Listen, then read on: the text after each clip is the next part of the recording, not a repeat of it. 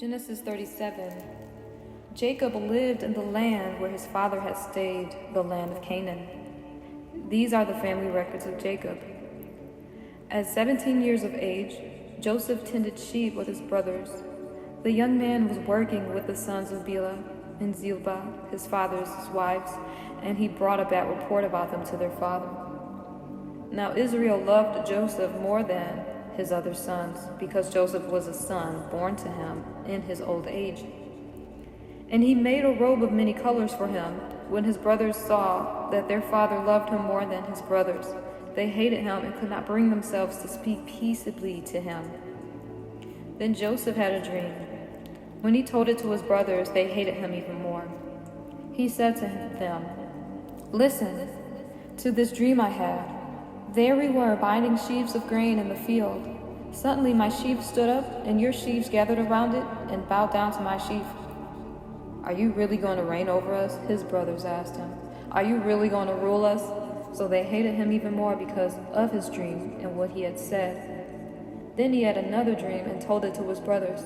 "Look," he said, "I had another dream, and this time the sun, moon, and 11 stars were bowing down to me." He told his father and brothers, but his father rebuked him. "What kind of dream is this that you have had?" he said. "Are your mother and brothers and I going to come and bow down to the ground before you?" His brothers were jealous of him, but his father kept the matter in mind. His brothers had gone to pasture their father's flocks at Shechem. Israel said to Joseph, "Your brothers, you know, are pasturing the flocks of Shechem. Get ready, I'm sending you to them." "I'm ready," Joseph replied. Then Israel said to him, "Go and see how your brothers in the flocks are doing and bring word back to me."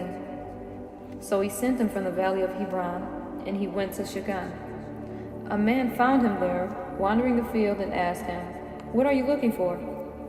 "I'm looking for my brothers," Joseph said. "Can you tell me where they are pasturing their flocks?" "They've moved on from here," the man said. "I heard them say, 'Let's go to Dothan.'" So Joseph set out after his brothers and found them in Dothan. They saw him in the distance, and before he had reached them, they plotted to kill him. They said to one another, "Here comes that dreamer. Come on, let's kill him and throw him into one of the pits. We can say that the vicious animal ate him. Then we'll see what happens of his dreams." When Reuben heard about this, he tried to save him from them. He said, "Let's not take his life." Reuben also said to them, "Don't shed blood. Throw him into this pit in the wilderness, but don't lay a hand on him," intending to rescue him from their hands and return him to his father. When Joseph came to his brothers, they stripped off his robe, the robe of many colors that he had on. Then they took him and threw him into the pit. The pit was empty. There was no water in it. They sat down to eat a meal. They looked up, and there was a caravan of Ishmaelites coming from Gilead. Their camels were carrying aromatic gum, balsam, and racine, going down to Egypt. Then Judah said to his brothers, "What do we gain if we kill our brother and cover up his blood? Come, let's sell him to the Ishmaelites and not lay a hand on him, for he is our brother, our own flesh." And they agreed. When Midianite traders passed by, brothers pulled Joseph out of the pit and sold him for 20 pieces of silver to the Ishmaelites, who took Joseph to Egypt. When Reuben returned to the pit and saw that Joseph was not there, he tore his clothes. He went back to his brothers and said, "The boy is gone. What am I going to do?" So they took Joseph's robe, slaughtered a young goat, and dipped the robe in its blood. They sent the robe of many colors to their father and said, "We found this. Examine it. Is it your son's robe or not?" His father recognized it. "It is my son's robe," he said. "A vicious animal has devoured him. Joseph has been torn to pieces."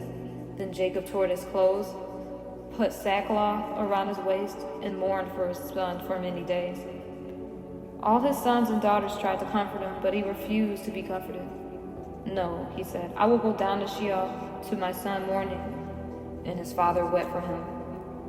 Meanwhile, the Midianites sold Joseph to Egypt to Potiphar, an officer of Pharaoh, and the captain of the guard.